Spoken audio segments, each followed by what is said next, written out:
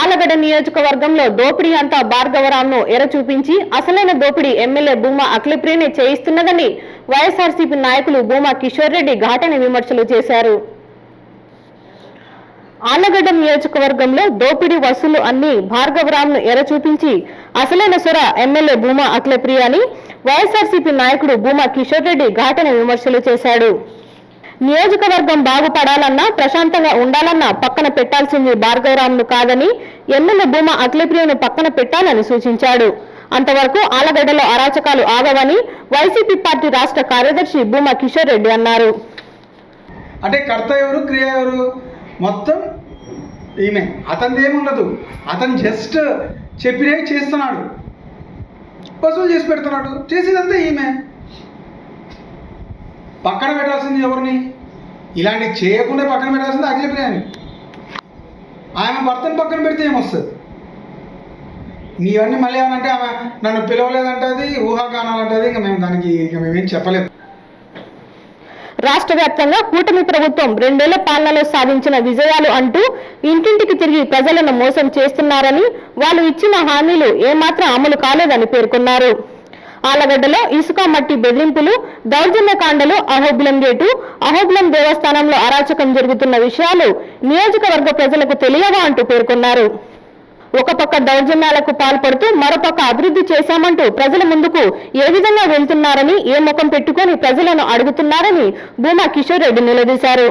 ఇంకా మన ఆలగడ్డకు వస్తే పూర్తిగా అవినీతి, అక్రమాలు తప్ప ఏదే కానీ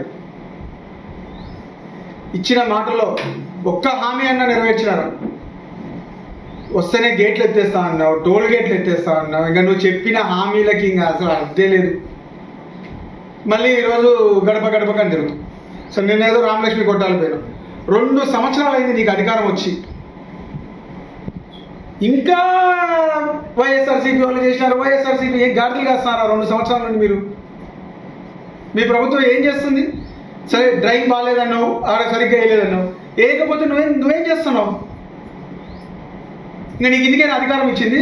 ఊరిక జీవితాంతం వైసీపీ వాళ్ళు అని చెప్పుకుంటూ కూర్చోడానికి. మళ్ళీ ఇది మా మంచి ప్రభుత్వం, 2 సంవత్సరాల్లో మేము ఇంత సాధించినాము, ఇంత ఇది చేసినామని చెప్తా. ఈరోజు ఆళ్ళగడ్డ పరిస్థితి ఎట్లుందంటే, ఒక ఇల్లు కట్టుకోవాలంటే భయపడిపోయి పరిస్థితి వచ్చింది. ఏది చూసినా దోపిడీ. ఇసుక తెచ్చుకుందాము, ఈ చంద్రబాబు నాయుడు ఏదో ఉచితం ఇచ్చినాడని చెప్పి ఒక ట్రాక్టర్ వేసుకోపోతే ఆడికి వచ్చే లోపలే 7,000 కట్టరా అని చెప్పి పందికొక్కులు వసూలు చేసినట్టు వసూలు చేస్తున్నారు. ఏముందంటే ఆ పందికొక్కులు కొంతమంది పేర్లు చెప్తున్నా. ఎక్కడ చూసినా దోపిడీ. అహోబిలం పోయి గుండు చేయించుకుందామని పోతే 10 రూపాయలు టికెట్ పెడతారు, కొనుక్కుంటారు. లోపలికి పోతే 150 రూపాయలు గుండు కోయడానికి డబ్బు కావాలంటున్నారు. ఎవరికి నా 150 అంటే ఆ పేరు చెప్పకూడదు మేమంట. ఆ అక్కకు పంపించాలి, మేము పేరు చెప్పకూడదండి. ఎవరో అక్క, ఆ గుండు అక్క ఎవరో, ఆ గుండు చేయించుకున్న అక్క ఎవరో నాకు అర్థం కావట్లే. డబ్బు ప్రతి ఒక్క దానికి దోపిడీ. టోల్గేటు దోస్తాను, ఎక్కడ చూసినా దోపిడీ.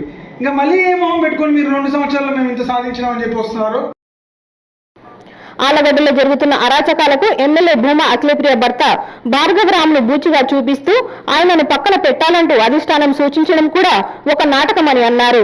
భార్గవరాం గత 20 రోజుల నుండి పట్టణంలో లేకపోయినప్పటికీ అక్రమాలు, అరాచకాలు, దౌర్జన్యాలు, అక్రమ వసూళ్లు జరుగుతూనే ఉన్నాయని, దీనంతటికీ కారణం కేవలం భార్గవరాం అని భావించడం మూర్ఖత్వం అన్నారు. భార్గవరాం అనే వ్యక్తి కేవలం ఒక ఎరలాంటి వాడని, అసలైన సొర ఎమ్మెల్యే భూమా అఖిలప్రియ కనుసమ్ములోనే అన్ని అరాచకాలు జరుగుతున్నాయని భూమా కిషోర్ రెడ్డి ఘాటుగా వ్యాఖ్యానించారు. టీడీపీ అధిష్టానం ఎమ్మెల్యేను పక్కన పెడితే తప్ప ఆలగడ్డల అరాచకాలు ఆగవని అన్నారు. నాయుడు అనే వ్యక్తి ఇవన్నీ చేస్తున్నాడా? కేవలం భార్గవ నాయుడా? అతను ఒక ఎర మాత్రమే. ఈ డబ్బంతా ఎవరికి పోతుంది? ఎవరికి తెలియ. ప్రజలే అంత పిచ్చోళ్ళు కాదు. ఈరోజు డైరెక్ట్గా ప్రెస్ మీట్ పెట్టి అఖిలప్రియగా మేము ముగ్గురం ఒకటే అని చెప్తుంది కదా. దీనికి మొత్తం కర్త క్రియ ఆమె అన్నట్టు ఆమె చెప్తుంది.